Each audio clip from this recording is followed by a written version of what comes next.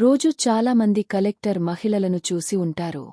కాని తమ పని పట్ల చాలా సీరియస్గా ఉండే కలెక్టర్ మేడన్లను మీరు చాలా అరుదుగా చూసి ఉంటారు. మేము మీకు అలాంటి ఒక కలెక్టర్ కథను చెప్పబోతున్నాం. ఆమె తన పని పట్ల చాలా సీరియస్గా ఉండేది. మరియు రాత్రిపూట తనిఖీలకు బయలుదేరేది. రాత్రిపూట పోలీసులు ప్రజలతో ఎలా ప్రవర్తిస్తారు? ఈ కథ చాలా ఆసక్తికరంగా ఉంది. ఈ కథను చివరి వరకు వినండి. ఈ కథ ఒక అలాంటి మహిళా కలెక్టర్ గురించి. ఆమె తన బాధ్యతలను పూర్తి గంభీరంగా నిర్వర్తించేది. ఆమె రాత్రి 11 గంటలకు వేషమార్చి ఒంటరిగా స్కూటీపై బయలుదేరి తన ప్రాంతంలో పరిపాలన మరియు చట్ట వ్యవస్థ యొక్క నిజమైన స్థితిని తన కళ్లతో చూసేది. ఈ సంఘటన ఆ సమయంలో జరిగింది. ఆమె పేరు సృష్టి. మధ్యప్రదేశ్లోని ఒక జిల్లాలో కొత్తగా నియమితమైన కలెక్టర్గా చేరింది. తన విధులను స్వీకరించిన 3వ రోజే సృష్టి ఆలోచించింది. రాత్రిపూట ఎవరికి చెప్పకుండా తన ప్రాంతాన్ని తనిఖీ చేయాలని ఆమె ముఖానికి మాస్క్ ధరించి సాధారణ సల్వార్ సూట్ వేసుకుని తన స్కూటీ తీసుకుని బయలుదేరింది. ఆమె ఒక నిర్జనమైన ప్రాంతం నుండి వెళుతుండగా ఒక పోలీస్ చెక్ పోస్ట్ వద్ద ఉన్న పోలీసులు ఆమెను చేతి సైగతో ఆపారు. సృష్టి తన స్కూటీని ఆపింది. పోలీసులు ఆమె వద్ద వాహనం యొక్క కాగితాలు అడిగారు. ఆమె కాగితాలు తన వద్ద లేవని చెప్పినప్పుడు వెనక కూర్చున్న ఒక తాగుబోతు మద్య మత్తులో ఉండి సిపాయికి సైగ చేస్తూ దీన్ని నా దగ్గరకు పంపు అని అన్నాడు. సిపాయి సృష్టితో సర్ పిలుస్తున్నారు, వాళ్ల దగ్గరికి వెళ్ళు అని అన్నాడు. సృష్టి శాంతమైన స్వరంలో వాళ్లు ఏదైనా తనిఖీ చేయాలనుకుంటే ఇక్కడికి రావచ్చు అని సమాధానమిచ్చింది. ఇది వినగానే సిపాయి కోపంతో అసభ్యకరమైన పదాలకు ఉపయోగిస్తూ ఆమెను బజార్ స్త్రీ అని ఎగటాళి చేయడం మొదలుపెట్టాడు. వ్యాపారం చేయడానికి బయలుదేరావా, సర్ పిలుస్తున్నారు, వెళ్ళు అని అన్నాడు. సృష్టి నిశ్శబ్దంగా ఆ తాగుబోతు దగ్గరికి వెళ్ళింది. మాస్క్ కారణంగా ఆ తాగుబోతు ఆమెను గుర్తించలేకపోయాడు. అతను సృష్టిని మాస్క్ తీయమని చెప్పాడు. సృష్టి నిరాకరించింది కాని అతను గట్టిగా మాస్క్ తీ అని చెప్పాడు. మాస్క్ తీసిన తర్వాత కూడా అతను ఆమె నిజమైన గుర్తింపును అర్థం చేసుకోలేకపోయాడు. అతను సృష్టిని పై నుండి కింది వరకు చూస్తూ డాక్యుమెంట్ లేవు కాబట్టి జరిమానా చెల్లించాలి అని అన్నాడు. సృష్టి ఎలాంటి జరిమానా అని అడిగింది. అతను 1000 అని సమాధానమిచ్చాడు. సృష్టి శాంతమైన స్వరంలో ఇంత జరిమానా మీరు కొంచెం అర్థం చేసుకోవచ్చు అని అన్నది. అతను నవ్వుతూ అర్థం చేసుకోవాల్సిన అవసరం లేదు, నీకు ఇంకా ఇతర మార్గాలు ఉన్నాయి. ఇక్కడే స్కూటీ వదిలే మరో వాహనం తీసుకుని వెళ్ళిపో, నీకు స్కూటీ కావాలంటే స్టేషన్ వెళ్లి తీసుకో అని అన్నాడు. సృష్టి మళ్లీ కొంచెం తొందరగా వెళ్లనివ్వండి అని అన్నది. అప్పుడు తాగుబోతూ అసభ్యంగా చూడు, నీవు అక్కడ చేయబోయే పనినే ఇక్కడ కూడా చేయవచ్చు. అన్ని ఏర్పాట్లు ఉన్నాయి, కార్లోకి రా. నీవు ₹1 కూడా చెల్లించాల్సిన అవసరం లేదు, కేవలం 5 నుండి 10 నిమిషాల పని అని అన్నాడు. సృష్టి తన కోపాన్ని అదుపులో చేసుకోలేకపోతుంది. తాను శాంతపరుచుకుంది. ఒకవేళ ఇప్పుడు తన నిజమైన గుర్తింపును వెల్లడి చేస్తే పరిస్థితి మరింత దిగజారవచ్చని ఆమె ఆలోచించింది. ఎదుటివారు భయపడవచ్చు లేదా మరింత దూకుడుగా మారవచ్చు. అతని ప్రతిస్పందన ప్రతికూలంగా ఉంటే పరిస్థితి మరింత ప్రమాదకరంగా మారవచ్చు. సృష్టి తెలివిగా తన గుర్తింపును దాచిపెట్టాలని నిర్ణయించుకుంది. నిశ్శబ్దంగా అతని మాటలు వినడమే మంచిదని ఆమె భావించింది. ఇంతలో తాగుబోతు లేచి నిలబడ్డాడు. అతను సృష్టి భుజంపై చెయ్యి వేస్తూ సమర్థించే ప్రయత్నం చేశాడు. దీన్ని చూసిన సృష్టి వెంటనే అతని చేయిని తప్పించి దూరంగా జరిగింది. ఆమె భయపడింది. కాని ఒక్క క్షణం కూడా తన నిజమైన గుర్తింపును వెల్లడి చేయాలని అనిపించలేదు. చదువుకున్న స్త్రీగా ఇది సరైన సమయం కాదని ఆమెకు తెలుసు, ఏదైనా జరగవచ్చు, ఇక్కడి నుండి తప్పించుకోవడం మంచిది అని ఆమె ఆలోచించింది. సృష్టి వెంటనే అక్కడి నుండి పరిగెత్తి దూరంగా వెళ్ళిపోయింది. వెనుక నుండి తాగుబోతూ స్కూటీని స్టేషన్లో పెట్టించుకో, బండి అక్కడి నుండే తీసుకోవాలి, తర్వాత వచ్చి లెక్కలు తీర్చుకో అని అరిచాడు. అతనికి ఇది అంతా సాధారణమే పని అయితే బాగుంది, లేకపోతే సమస్య లేదని అతను భావించాడు. సృష్టి ముందుకు సాగింది. ఇప్పుడు ఆమె వద్ద స్కూటీ లేదు. డ్రైవర్కి ఫోన్ చేసి బండిని పిలవాలా లేక పరిపాలనకు సమాచారం ఇవ్వాలా అని ఆమె ఆలోచిస్తుంది. అప్పుడే పరిగెత్తుతూ ముందుకు వెళ్తున్నప్పుడు రోడ్డు పక్కన ఒక గోల్గప్పే వ్యాపారి బాలుడిని చూసింది. అతను తన దుకాణాన్ని సర్దుకుంటున్నాడు. చలికాలం కావడంతో రాత్రి 10 గంటలు దాటాయి. నిశ్శబ్దం అంతగా ఉంది, బహుశా చాలా ఆలస్యమైంది అనిపించింది. సృష్టి భయపడింది. ఆమె ఆ బాలుడి దగ్గరికి వెళ్లి నీచ స్వరంలో పోలీసులు నాతో అసభ్యంగా ప్రవర్తిస్తున్నారు అని చెప్పింది. ఆ బాలుడి పేరు రాహుల్. అతను సృష్టిని జాగ్రత్తగా చూసి, మేడం, ఇక్కడ ఇలాంటివి ప్రతిరోజూ జరుగుతాయి. ఇందులో కొత్తదేమీ లేదు. ఆ తాగుబోతు చాలా చెడ్డ వ్యక్తి అని అన్నాడు. సృష్టి తనకు దాదాపు 20 కిలోమీటర్ల దూరంలో ఉన్న ఒక ప్రదేశానికి వెళ్లాలని చెప్పింది. రాహుల్ వెంటనే, మీరు నాపై నమ్మకముంచగలిగితే నేను మిమ్మల్ని డ్రాప్ చేస్తాను. ఈ సమయంలో మీకు ఇక్కడ ఎలాంటి వాహనము దొరకదు. నేను ఎవరి దగ్గర నుండో బైక్ తెచ్చేస్తాను అని అన్నాడు. సృష్టి రాహుల్ని గమనించి ఈ బాలుడిపై నమ్మకం పెట్టవచ్చా అని ఆలోచించింది. కాని వేరే దారి లేకపోవడంతో ఆమె సరే అని చెప్పింది. రాహుల్ ఆమెను తనతో కలిసి నడవమని చెప్పాడు. ఇద్దరు నడవడం మొదలు పెట్టారు. రాహుల్ పోలీస్ ప్రాంతానికి ముందే మార్గం మార్చి వాళ్లను చూడగానే ఒక కత్తీసుకొని మరో గల్లీలోకి తిరిగాడు. కొంచెం దూరం వెళ్లిన తర్వాత అతను ఒక చిన్న ఇంటి ముందు ఆగాడు. అతను తలుపు తెరిచి సృష్టితో, మీరు ఇక్కడ కూర్చోండి, నేను బైక్ ఏర్పాటు చేసి వస్తాను అని అన్నాడు. సృష్టి అతన్ని ఆపి, ఒక్క నిమిషం ఆగు, ఇక్కడ నీవు ఒంటరిగా ఉంటావా? నీవు ఏం పని చేస్తావు అని అడిగింది. రాహుల్ నవ్వుతూ, నేను ఉత్తరప్రదేశ్ నుండి వచ్చాను. ఇక్కడ గోల్గప్పేలు అమ్ముతాను. ఇంకా పెళ్లి కాలేదు. ఇంట్లో వాళ్ళు అమ్మాయిని చూస్తున్నారు. అవును, నేను ఇక్కడ ఒంటరిగానే ఉంటాను అని చెప్పాడు. సృష్టి అతని పూర్తి పేరు మరియు ఇతర వివరాలు అడిగింది. రాహుల్ ఏమాత్రం జంకకుండా అన్ని స్పష్టంగా చెప్పాడు. ఆ తర్వాత అతను బైక్ తీసుకురావడానికి వెళ్లాడు. కొంచెం సమయం తర్వాత రాహుల్ తిరిగి వచ్చి, ఇప్పుడు భయ్య ఎక్కడో వెళ్లారు, బహుశా ఆలస్యం కావచ్చు అని చెప్పాడు. కొంచెం ఆలోచించి, సరే, నేను మరొకరితో మాట్లాడతాను, మీరు లోపలికి వచ్చి కూర్చోండి, బయట చలిగా ఉంది అని అన్నాడు. సృష్టి మొదట గేటు వద్ద నిలబడి ఉంది. కాని ఇప్పుడు తలుపు తెరిచి లోపలికి అడుగు పెట్టింది. లోపలికి వెళ్లి ఆమె చుట్టూ చూసింది. రాహుల్ గది చాలా సాధారణంగా ఉంది. ఒకవైపు ఒక మంచముంది. గోడపై దేవుడి చిత్రముంది. అతను నిత్యం పూజ చేస్తాడని అనిపించింది. గదిలో కొన్ని గ్రంథాలు మరియు పుస్తకాలు కూడా ఉన్నాయి. కొన్ని ధార్మికమైనవి, కొన్ని కథలు మరియు నవలలువి. అతను ఖాళీ సమయంలో చదవడానికి ఇష్టపడతాడని సృష్టికి బాగా అనిపించింది. రాహుల్ తన సాధారణ జీవితంలో కూడా నేర్చుకోవడానికి మరియు చదవడానికి ఆసక్తి కలిగి ఉన్నాడని సృష్టికి బాగా అనిపించింది. కొంచెం సమయం తర్వాత రాహుల్ ఒక బైక్ తెచ్చి, మేడం రండి, నేను మిమ్మల్ని డ్రాప్ చేస్తాను అని అన్నాడు. సృష్టి అతని వైపు చూస్తూ, ఇప్పుడు రాత్రి సమయం, చలి కూడా చాలా ఎక్కువగా ఉంది. నా ఆరోగ్యం పాడవుతుంది, నీది కూడా. ఒకవేళ మళ్లీ ఏదైనా సమస్య వస్తే ఇక్కడ ఉండే ఏర్పాటు ఉంటే నేను ఇక్కడే ఉండాలనుకుంటున్నాను. రాహుల్ కొంచెం జంకుతూ, మేడం, మీరు ఇక్కడ ఎలా ఉంటారు? మీరు చదువుకున్న పెద్ద అమ్మాయి, నేను ఒంటరి అబ్బాయిని, మీకు ఇక్కడ ఉండడం సరిగా అనిపించదు అని అన్నాడు. సృష్టి నవ్వుతూ, అలాంటి విషయం ఏమీ లేదు. నాకు ఎలాంటి ఇబ్బంది లేకపోతే నీకెందుకు ఉంటుంది? అయితే నీకు నిజంగా ఇబ్బంది ఏదైనా ఉంటే నన్ను డ్రాప్ చేయడానికి ప్రయత్నించు అని అన్నది. రాహుల్ కొంచెం ఆలోచించి, సరే, మీరు ఉండాలనుకుంటే ఉండండి, నాకు ఎలాంటి ఇబ్బంది లేదు, నేను వేరే ఎక్కడికైనా వెళ్ళిపోతాను, ఉదయం తిరిగి వస్తాను అని అన్నాడు. సృష్టి అతన్ని ఆపి, అరే కూర్చో, నేను నీతో మాట్లాడాలనుకుంటున్నాను. రా, కొంచెం కూర్చొని మాట్లాడదాం అని అన్నది. రాహుల్కి ఇది కొంచెం వింతగా అనిపించింది. కాని అతను బైక్ తిరిగి ఇచ్చేసి గదిలోకి తిరిగి వచ్చాడు. అతను తిరిగి వచ్చినప్పుడు సృష్టి, అచ్చా, నీవు అమ్మిన గోల్గప్పేల్లో ఏదైనా మిగులుందా అని అడిగింది. రాహుల్ బండి నుండి మిగిలిన సామాన్లు తెచ్చి సృష్టికి గోల్గప్పేలు పెట్టాడు. సృష్టి, గోల్గప్పేలు తినివా? నీవు అద్భుతమైన గోల్గప్పేలు చేస్తావు. ఇలాంటి రుచిని నేను చాలా రోజుల తర్వాత తిన్నాను అని అన్నది. సృష్టికి అకస్మాత్తుగా కొన్ని అమ్మాయిలు గోల్గప్పెలను ఎంతగా ఇష్టపడతారో గుర్తొచ్చింది. వాళ్లు ఏ పదవిలో ఉన్నా సరే, ఏం జరిగినా గోల్గప్పేలు తినకుండా ఉండలేనని ఆమె ఆలోచించింది. ఇప్పుడు సృష్టి మరియు రాహుల్ మధ్య సంభాషణ మొదలైంది. సృష్టి తన గురించి ఎక్కువగా చెప్పలేదు. ఆమె తనను సాధారణ వర్గానికి చెందినదిగా చెప్పుకుంది. స్కూటీ కూడా ఎవరిదో అడుగు తెచ్చుకున్నానని చెప్పింది.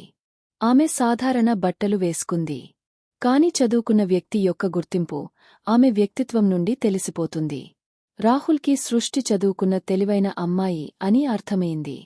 సృష్టి రాహుల్ గురించి అడగడం మొదలుపెట్టింది. రాహుల్ తన పేదరిక కథను చెప్పడం మొదలుపెట్టాడు. తన కుటుంబం ఆర్థికంగా బలహీనంగా ఉండేదని, అందుకే తను గోల్గప్పేలు అమ్ముతున్నానని చెప్పాడు.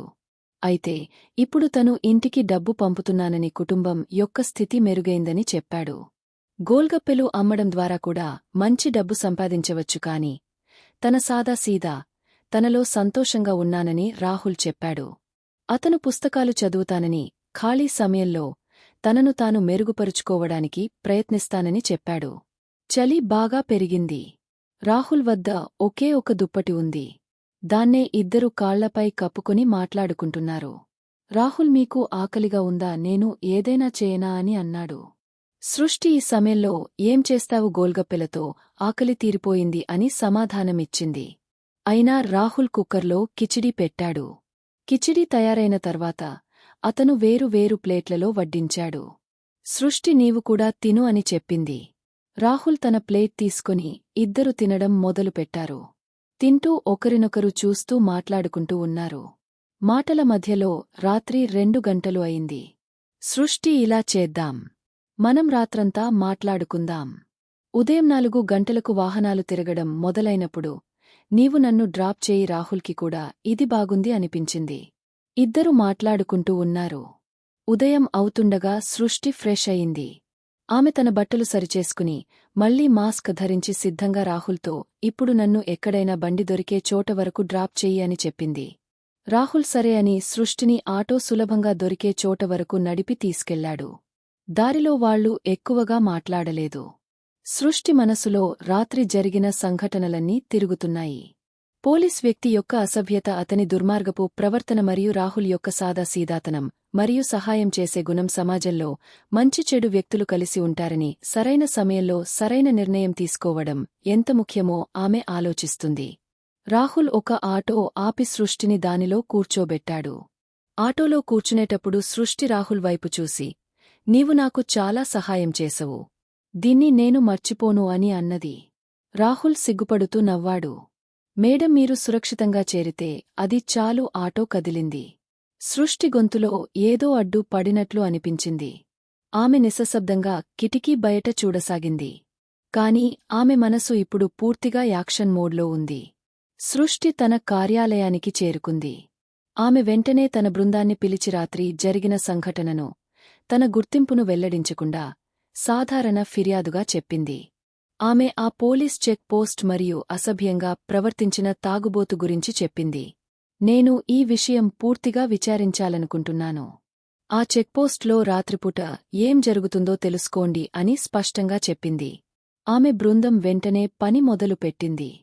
2 రోజుల తర్వాత సృష్టి ఆ స్టేషన్ను అకస్మాత్తుగా తనిఖీ చేయాలని నిర్ణయించింది. ఆమె తన పూర్తి బృందంతో మరియు కొంతమంది సీనియర్ అధికారులతో ఆ చెక్పోస్ట్కు చేరుకుంది. అక్కడ ఆ రాత్రి అసభ్యంగా ప్రవర్తించిన తాగుబోతు ఉన్నాడు. అతన్ని చూడగానే సృష్టి రక్తం మరిగిపోయింది. కాని ఆమె తన కోపాన్ని అదుపులో ఉంచుకుంది. ఆమె తాగుబోతుతో, ఇక్కడ రాత్రిపూట తనిఖీ ఎలా జరుగుతుంది, ఏ నియమాలు ఉన్నాయి అని అడిగింది. తాగుబోతుకు ఏదో అనుమానం వచ్చినట్లు అనిపించింది. కాని సృష్టి ముందు అతను గడ్డకట్టుకుపోయాడు.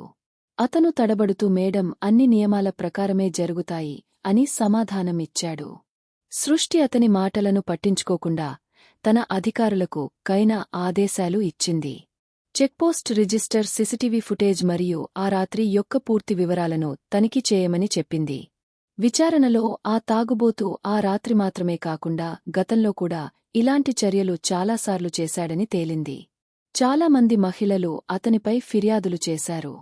కాని స్థానిక స్థాయిలో ఆ విషయం అణచివేయబడింది. సృష్టి వెంటనే చర్య తీసుకుంది. ఆ తాగుబోతును సస్పెండ్ చేసి అతనిపై క్రిమినల్ కేసు నమోదు చేయాలని ఆదేశించింది. ఈ సంఘటన వార్త జిల్లా అంతా వ్యాపించింది. ప్రజలు సృష్టిని పొగడటం మొదలుపెట్టారు. కొత్త కలెక్టర్ వచ్చిన వెంటనే అవినీతి మరియు అసభ్యంగా ప్రవర్తించే వారికి బుద్ధి చెప్పటం మొదలుపెట్టిందని, కాని సృష్టికి ఇది కేవలం ఆరంభం మాత్రమే. ఆమె తన జిల్లాలో ఇలాంటి సంఘటనలను ఏమాత్రం సహించబోనని తీర్మానించుకుంది. ఆమె తన పరిపాలనను మరింత కైనతరం చేయాలని నిర్ణయించుకుంది. రాత్రిపూట చెక్పోస్టుల్లో మహిళా పోలీసులను ఎక్కువగా నియమించాలని మరియు ప్రతి చెక్పోస్ట్లో సీసీటీవీ కెమెరాలను ఏర్పాటు చేయాలని ఆదేశించింది. ఇదిలా ఉండగా రాహుల్కు ఆ రాత్రి తాను సహాయం చేసిన మేడం జిల్లా కలెక్టర్ అని అసలు తెలియదు. అతను రోజువలే తన బోల్గప్పే బండి వద్ద పనిచేస్తున్నాడు. ఒకరోజు సృష్టి రాహుల్ను కలవాలని ఆలోచించింది. ఆమె తన డ్రైవర్ను రాహుల్ ఉండే ప్రదేశానికి తీసుకెళ్లమని చెప్పింది. సాయంత్రం సమయం రాహుల్ గోల్గప్పేలో అమ్ముతున్నాడు. సృష్టి తన ప్రభుత్వ వాహనం నుండి దిగే రాహుల్ వైపు నడిచింది. రాహుల్ ఆమెను చూశాడు కాని గుర్తించలేకపోయాడు. సృష్టి నవ్వుతూ రాహుల్ 2 గోల్గప్పేలు ఇవ్వు అని అన్నది. రాహుల్ గోల్గప్పేలు తయారుచేసి ఆమెకి ఇచ్చాడు. సృష్టి గోల్గప్పేలు తింటూ నీ కారణంగా ఆ రాత్రి నేను సురక్షితంగా ఇంటికి చేరగలిగాను. నీవు చేసిన సహాయానికి బహుమానం ఇవ్వాల్సిందే అని అన్నది. రాహుల్ ఇంకా గందరగోళంలో ఉన్నాడు. మేడం మీరు ఎవరు నేను చాలా మందికి సహాయం చేశాను అని అన్నాడు. సృష్టి నవ్వుతూ అదే ఆ రాత్రి నీవు నీ ఇంటికి తీసుకెళ్లినది అని అన్నది. రాహుల్ ఆశ్చర్యపోయాడు. అరే మీరా కాని మీరు అని అన్నాడు. సృష్టి అతని మాటను అడ్డుకుని అవును నేనే నీకు ధన్యవాదాలు చెప్పడానికి వచ్చాను. నీవు నాకు సహాయం చేయడమే కాక సమాజంలో ఇంకా మంచి వ్యక్తులు ఉన్నారని చూపించావు అని అన్నది. సృష్టి రాహుల్తో తాను జిల్లా కలెక్టర్ అని చెప్పింది. రాహుల్ ఇది విని ఆశ్చర్యపోయాడు. మేడం నేను కేవలం నా స్వభావం ప్రకారం సహాయం చేశాను.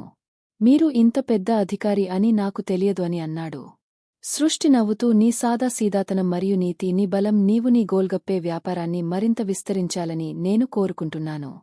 నీకు ఏదైనా సహాయం కావాలంటే నా కార్యాలయానికి రా అని అన్నది. రాహుల్ సిగ్గుపడుతూ మేడం నేను ఇలాగే బాగున్నాను కాని మీరు నాకు ఇంత గౌరవం ఇచ్చారు ఇది నాకు చాలు అని అన్నాడు. ఆమె మనస్సు ఇప్పుడు మరింత దృఢంగా మారింది. ఆ రాత్రి సంఘటన ఆమెను కేవలం ఒక అవినీతి పోలీసును శిక్షించడంతో ఆపలేదు. జిల్లా అంతా చట్ట వ్యవస్థను మరింత పారదర్శకంగా చేయాలనే లక్ష్యాన్ని ఆమె స్వీకరించింది.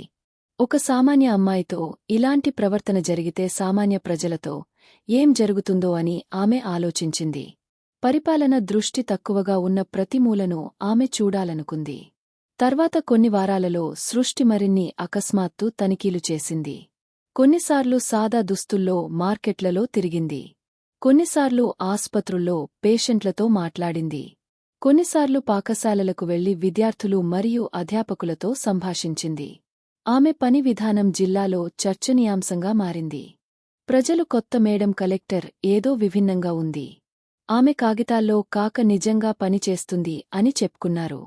కాని సృష్టికు ఇంకా చాలా చేయాల్సి ఉంది.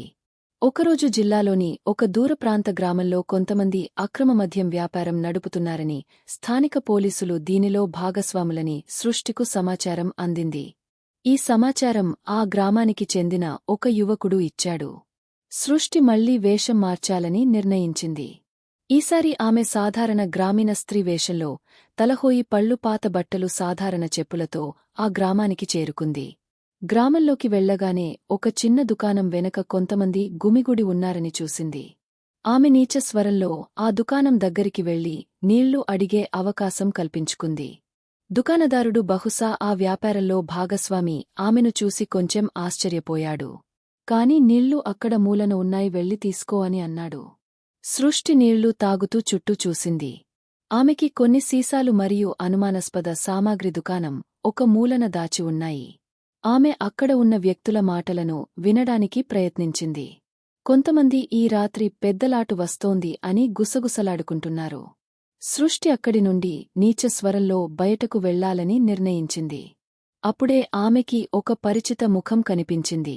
అది రాహుల్. అతను ఆ గ్రామంలో తన బంధువును కలవడానికి వచ్చి దుకాణం దగ్గర ఏదో కొనుగోలు చేస్తున్నాడు.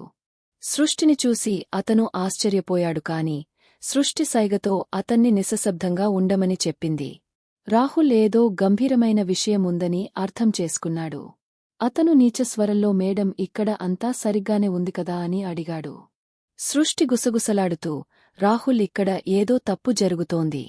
నీవు ఇక్కడి నుండి వెళ్ళిపో కాని నా వెనుక కొంచెం దూరంగా రా నాకు నీ సహాయం కావాలి అని చెప్పింది. రాహుల్ ఏ ప్రశ్నలు అడగకుండా సరే అని కొంచెం వెనుక జరిగా సృష్టి వెనుక నడవడం మొదలుపెట్టాడు. సృష్టి గ్రామంలోని ఆ భాగానికి వెళ్ళింది. అక్కడి నుండి ఆమె తన డ్రైవర్కు ఫోన్ చేయగలదు. ఆమె వెంటనే తన బృందాన్ని అప్రమత్తం చేసి ఆ దుకాణంపై దాడి చేయడానికి పోలీస్ మరియు పరిపాలన బృందాన్ని పంపమని చెప్పింది. కాని స్థానిక పోలీసులు దీనిలో భాగస్వాములైతే సమాచారం లీక్ అయ్యే అవకాశముందని ఆమెకు భయం కలిగింది. కాబట్టి ఆమె తన నమ్మకమైన బృందాన్ని మాత్రమే పిలిచింది. రాహుల్ సమీపంలోనే నిలబడి ఉన్నాడు. అతను సృష్టితో మేడం ఇదంతా ఏం జరుగుతోంది? మీరు ఎందుకు ఇలా తిరుగుతున్నారు అని అడిగాడు. సృష్టి సంక్షిప్తంగా, రాహుల్ నేను నా జిల్లాను మెరుగుపరచాలనుకుంటున్నాను. ఇక్కడ కొంతమంది తప్పు పనులు చేస్తున్నారు, వాళ్లను పట్టుకోవాలి కాని నాకు నీతిగల వ్యక్తుల సహాయం కావాలి అని చెప్పింది. రాహుల్ మేడం నేను కేవలం గోల్గప్పేలు అమ్మేవాడిని కాని మీరు చెప్పినట్లయితే నేను మీతో ఉంటాను అని అన్నాడు. సృష్టికు రాహుల్ మాటలు నచ్చాయి. రాహుల్ నీ సాదాసిదాతనం మరియు ధైర్యం నాకు చాలా విలువైనవి. ఈ రాత్రి నేను ఈ వ్యాపారాన్ని పట్టుకోవాలనుకుంటున్నాను. నీవు ఆ దుకాణం దగ్గర నీళ్లు గమనించగలవా? ఏదైనా తప్పు జరిగితే నాకు సమాచారం ఇవ్వగలవా అని అడిగింది. రాహుల్ వెంటనే సరే అని మేడం మీరు చింతించకండి, నేను అక్కడ శ్రద్ధగా ఉంటాను అని చెప్పాడు. రాత్రి అవుతోంది. సృష్టి తన బృందంతో ఒక రహస్య ప్రదేశంలో సమావేశమయింది. రాహుల్ కూడా నీచ స్వరంలో ఆ దుకాణం చుట్టూ నీళ్లు గమనిస్తున్నాడు. రాత్రి 11 గంటల సమయంలో ఒక ట్రక్ వచ్చి కొంతమంది సీసాలను దించడం మొదలు పెట్టారని అతను చూశాడు. రాహుల్ వెంటనే సృష్టికి ఫోన్ చేసి సమాచారమిచ్చాడు. సృష్టి తన బృందానికి సిగ్నల్ ఇచ్చింది. కొన్ని నిమిషాలలో పోలీసులు ఆ దుకాణంపై దాడి చేశారు. అక్కడ నుండి భారీ మొత్తంలో అక్రమ మద్యం స్వాధీనం చేసుకోబడింది. దుకాణదారుడు మరియు కొంతమంది ఇతరులు పట్టుబడ్డారు. విచారణలో స్థానిక స్టేషన్కు చెందిన ఒక హవల్దారు కూడా దీనిలో భాగస్వామిగా ఉన్నాడని తేలింది. సృష్టి ఆ హవల్దారును కూడా వెంటనే సస్పెండ్ చేసి ఈ విషయంపై లోతైన విచారణకు ఆదేశించింది. గ్రామస్తులు ఈ పెద్ద చర్య ఎలా జరిగిందో ఆశ్చర్యపోయారు. వేషం మార్చి తిరిగే కలెక్టర్ కారణంగా ఇదంతా జరిగిందని ఎవరికీ తెలియదు. దాడి తర్వాత సృష్టి రాహుల్ను పిలిచి రాహుల్ నీవు ఈరోజు మళ్లీ నాకు సహాయం చేసవు. నీ కారణంగా మేము ఈ తప్పు పనిని ఆపగలిగాము అని అన్నది. రాహుల్ సిగ్గుపడుతూ మేడం నేను కేవలం సరైనది అనిపించినది చేశాను అని అన్నాడు. సృష్టి నవ్వుతూ నీలాంటి వ్యక్తులే సమాజం యొక్క నిజమైన ఆధారం. నీవు నాతో కలిసి మరిన్ని ఇలాంటి పనులు చేయాలని కోరుకుంటున్నాను. నేను నిన్ను నా జిల్లా సామాజిక పనుల్లో భాగం చేయాలనుకుంటున్నాను. నీవు సిద్ధంగా ఉన్నావా అని అడిగింది. రాహుల్ కొంచెం జంకిన మేడం మీరు చెప్పినట్లయితే నేను సిద్ధం కాని నేను కేవలం గోల్గప్పేలు అమ్మేవాడిని, నాకు ఎక్కువ తెలియదు అని అన్నాడు. సృష్టి నవ్వుతూ రాహుల్ గోల్గప్పేలు అమ్మడం కూడా చిన్న పని కాదు. నీవు కలిగిన నీతి మరియు ధైర్యం చాలా మందిలో ఉండవు. సృష్టి మరియు రాహుల్ యొక్క కలయిక ఇప్పుడు ఒక రాత్రి సహాయంతో సీమితం కాలేదు. సృష్టి రాహుల్ను తన జిల్లా సామాజిక కార్యక్రమాలలో భాగం చేయాలని నిర్ణయించుకుంది. ఒక చిన్న ప్రాజెక్ట్ను ఆమె ప్రారంభించింది. దీనిలో గ్రామీణ యువతకు చిన్న చిన్న వ్యాపారాలు ప్రారంభించడానికి శిక్షణ మరియు సహాయం అందించబడుతుంది. రాహుల్ను ఈ ప్రాజెక్ట్లో భాగం చేసింది. సృష్టి అతని గోల్గప్పే వ్యాపారాన్ని విస్తరించడానికి కొన్ని ప్రభుత్వ పథకాలతో అనుసంధానం చేసింది. తద్వారా అతను ఒక చిన్న ఫుడ్ స్టాల్ ఏర్పాటు చేయగలడు. రాహుల్ మొదటి జంకిన సృష్టి యొక్క నమ్మకం మరియు ప్రోత్సాహం అతని ధైర్యాన్ని పెంచాయి. అతను తన గోల్గప్పే టేళాను ఒక చిన్న డాబాగా మార్చాడు. అక్కడ అతను గోల్గప్పేలతో పాటు కొన్ని ఇతర వంటకాలను కూడా అమ్మడం మొదలుపెట్టాడు. అతని డాబా త్వరలోనే గ్రామస్థులు మరియు సమీప ప్రాంతాల వారి మధ్య ప్రసిద్ధి పొందింది. ప్రజలు రాహుల్ గోల్గప్పేలు అద్భుతంగా ఉండేవి, ఇప్పుడు అతని డాబా కూడా అద్భుతంగా ఉంది అని చెప్పుకున్నారు. సృష్టి అప్పుడప్పుడు రాహుల్ డాబాకు వెళ్లేది. కొన్నిసార్లు తన కార్యాలయ బృందంతో అక్కడ భోజనం చేయడానికి వెళ్లేది. కొన్నిసార్లు ఒంటరిగా గోల్గప్పేలు తినడానికి వెళ్లేది. ప్రతిసారీ రాహుల్ ఆమెను చూసి